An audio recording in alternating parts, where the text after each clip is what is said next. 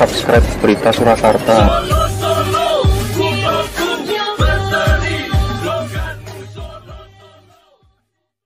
Partai Demokrat soal isu hak angket seperti apa sih Mas? Karena kemarin persis Pak Surya Paloh beserta dengan teman-teman dari Koalisi Perubahan itu menyebutkan bahwa mendukung hak angket dan merupakan hak ini adalah hak konstitusional. Partai Demokrat sendiri mendukung atau seperti apa? Saya tidak melihat ada urgensi ke sana.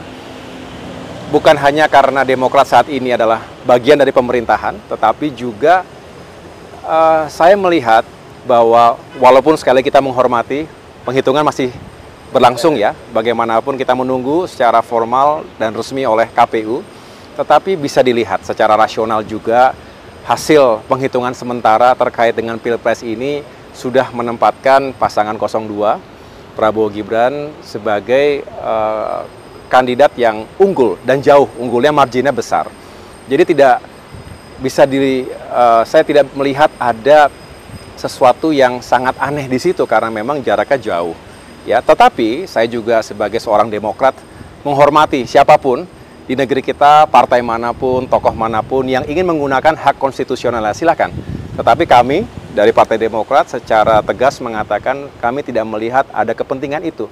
Saya justru lebih tertarik pasca pemilu ini, setelah kita mengetahui tentu namanya pertempuran politik itu menyisakan orang yang kecewa, orang yang marah, orang yang belum bisa mencapai targetnya, dan saat yang baik untuk kita mulai merajut kembali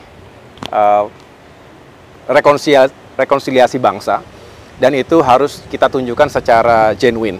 Mengapa? Karena kita ingin Indonesia tidak terlalu lama terjebak pasca pemilu ini dalam urusan-urusan yang juga tidak produktif bagi pembangunan bangsa. Kita berharap 8 bulan ini menjadi masa yang penting.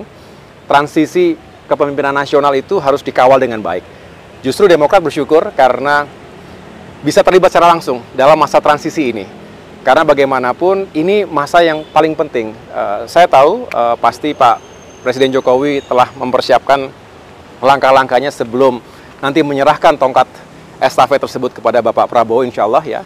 Dan sebaliknya Bapak Prabowo juga punya niat yang baik untuk menyiapkan dari sekarang apa saja yang harus segera bisa dilakukan. Ingat, janji kampanye itu untuk ditunaikan. Dan ada hal-hal yang bisa segera kita capai. Ada quick wins yang harus kita juga tunjukkan kepada masyarakat. Tapi juga ada yang sifatnya lebih jangka panjang. Ini juga perlu kita jelaskan karena tidak semua bisa terjadi dalam 1 bulan, 2 bulan, bahkan 1 tahun pertama. Tetapi dengan semangat yang kuat, saya rasa transisi ini bisa berjalan dengan baik, dan pada akhirnya setelah Pak Jokowi, Pak Prabowo siap untuk melanjutkan itu semuanya. Mas Ahy, terakhir untuk soal kemarin ngomong soal rekonsiliasi, kemarin Pak Surya Paloh dan Mas Anies mengucapkan selamat atas jabatan yang sudah diemban. Ini apakah ada tanggapan? Itu yang pertama. Yang kedua, kemudian ketika bicara soal rekonsiliasi, jika nantinya Pak Prabowo ingin menarik katakanlah teman-teman dari Parpol Koalisi Perubahan, ini sikap Demokrat seperti apa? Apakah akan resistensi atau enggak sebenarnya, Pak? Ya, terima kasih kalau para sahabat ya menyampaikan apresiasi terkait pelantikan saya dan juga masuknya saya ke dalam kabinet. Menurut saya ini sebuah bagian dari itulah realitas demokrasi kita. Kadangkala kita bersama, kadangkala kita berbeda, tetapi tujuan kita sama. Insya Allah tujuan kita sama.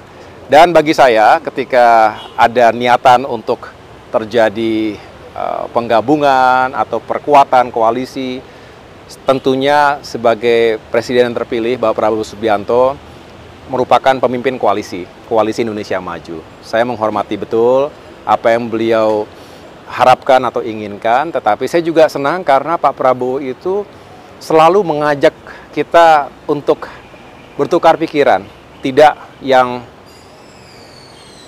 langsung mengambil sesuatu yang strategis atau fait accompli.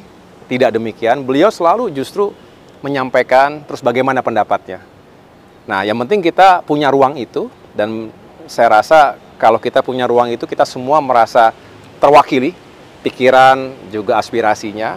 Yang selebihnya kita kembalikan kepada pemimpin kita, kepada Pak Prabowo, dan itu yang seharusnya menjadi etika dalam membangun koalisi. Ada pemimpinnya, dan tentunya kalau dirasa ada keperluan untuk membangun atau memperkuat koalisi, ya sekali lagi kita serahkan kepada Pak Prabowo. Semalam semalam Pak Prabowo Subianto bertemu dengan Pak SBY di Cikeas. Nah, itu ada bicara soal itu Mas Ahaye. Nah, terus terang saya sendiri belum mendapatkan ceritanya. Jadi saya setelah ini ingin mendengar juga, tetapi yang jelas ini kan selalu menjadi perbincangan apa pembicaraan antara Pak Prabowo dengan Pak SBY, termasuk yang di Pacitan ketika itu. Jadi yang kami syukuri adalah hubungan Pak Prabowo dengan Pak SBY ini seperti sahabat dan yang saling membutuhkan dalam arti ingin sahabatnya sukses. Jadi Pak Prabowo juga dengan niat yang baik ingin mendengarkan masukan-masukan dari Pak SBY. Pak SBY juga dengan niat yang baik ingin memberikan masukan termasuk pengalaman yang mungkin saja bermanfaat. Tetapi hubungan saling menghormati ini menurut saya sesuatu yang sangat baik. Ini harus menjadi model dalam hubungan antara tokoh bangsa. Jadi kalau antara tokoh bangsa membuka ruang dialog seperti ini, tidak harus selalu diselebrasi, tidak harus selalu di depan kamera, tetapi tertutup, terbatas, tapi benar-benar ada niat yang baik untuk saling memberikan support. Saya pikir itu bagus sekali. Tapi terus terang saya tidak tahu secara pasti apa yang menjadi pembicaraan beliau berdua. Cukup ya? Makasih ya, makasih ya, thank you. Subscribe Berita Surakarta.